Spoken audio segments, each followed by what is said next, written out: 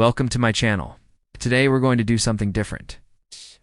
We're going to read a story about some HOA cops running through the jungle. It's hot, humid, and the insects are unrelenting today. It's just perfect weather for a relaxing vacation. In fact, it would be amazing if it were, and for the fact that we've now been walking in this godforsaken jungle for 6 hours, and we still haven't found the guy we were looking for. Lest if word gets out that we're still out here, the chief will have our asses. He already thinks we're bums. Can't afford to disappoint him again. All right, break time, says Kevin, wiping sweat off his forehead with his dirty bandana. We'll split up and meet back here in an hour. Any luck? We'll find Jenkins by then. If not, we got to get back to camp and figure out a new plan. Great idea, Kev, replies Carl, not taking his eyes off the trees. Except how exactly do you propose we find this guy? Yeah, last I heard, he was hiding in this very jungle, and we still don't even know which direction he went. Well, I think we should start by following this stream, suggests Officer Sanchez, pointing her gun toward the nearby river. If he's anywhere near here, he's probably trying to follow it. It's our best lead, and we don't have many options left. And so they did. They followed the stream upstream, hoping to find some sign of their missing person. They walked for a while in silence, except for the sound of the water, until suddenly Kevin let out a yell. "Guys, come quick, I found something."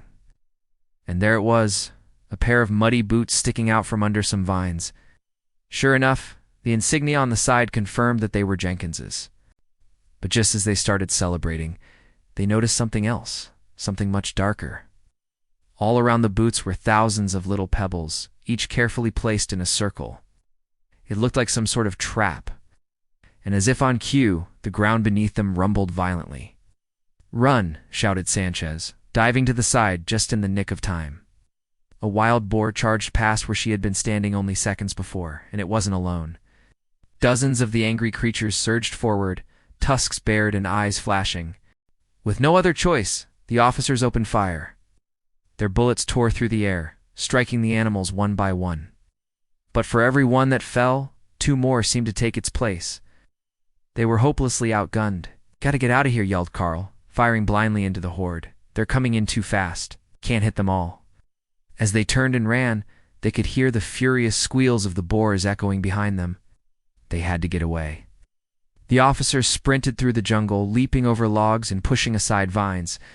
Sanchez stumbled and fell, but quickly regained her footing.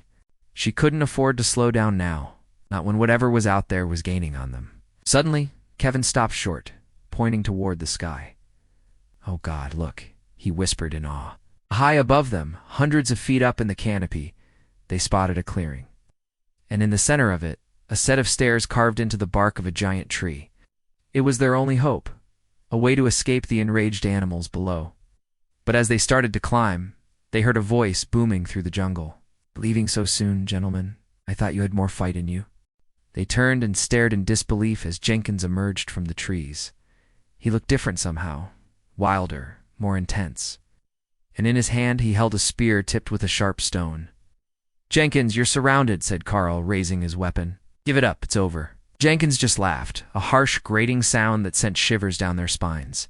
"Over no, it's just beginning." Before they could react, he hurled the spear. It flew through the air with deadly accuracy, striking Kevin right in the shoulder. He cried out in pain as blood began to pour down his arm. "Kev," gasped Sanchez, rushing to his side. "I've got him. You to go and get help. Hurry." But Kevin shook his head, his face pale with pain. "No, you go. I'm fine, really." But Sanchez knew better than to argue.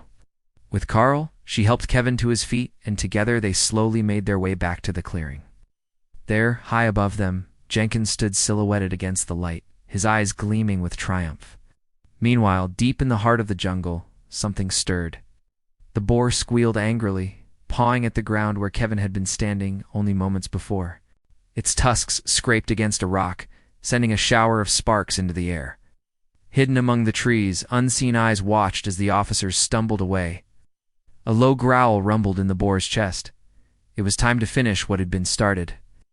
As the chase continued, Sanchez and Carl slipped deeper and deeper into the shadows cast by the thick canopy. The air grew heavy and still, and the sounds of the jungle seemed to fade away. They were being stalked. Suddenly the ground gave way beneath them and they plunged into a deep ravine. Bruised and battered, They struggled to their feet, only to find themselves surrounded by angry faces. More than a dozen pairs of eyes glinted in the gloom, and from their midst stepped a figure cloaked in darkness. Tall and imposing, he radiated an air of menace that sent chills down their spines. "Who are you?" demanded Carl, his voice echoing in the confined space. The figure stepped forward, revealing a face etched with lines of hardship and determination. "I am the guardian of this place," he said, his voice a low growl, "and you are not welcome here." "We just want to leave," pleaded Sanchez, taking a step back. "Please let us go." But the guardian shook his head, his gaze unwavering. "You have trespassed on sacred ground," he said, his voice like thunder, "and for that, you will pay the price."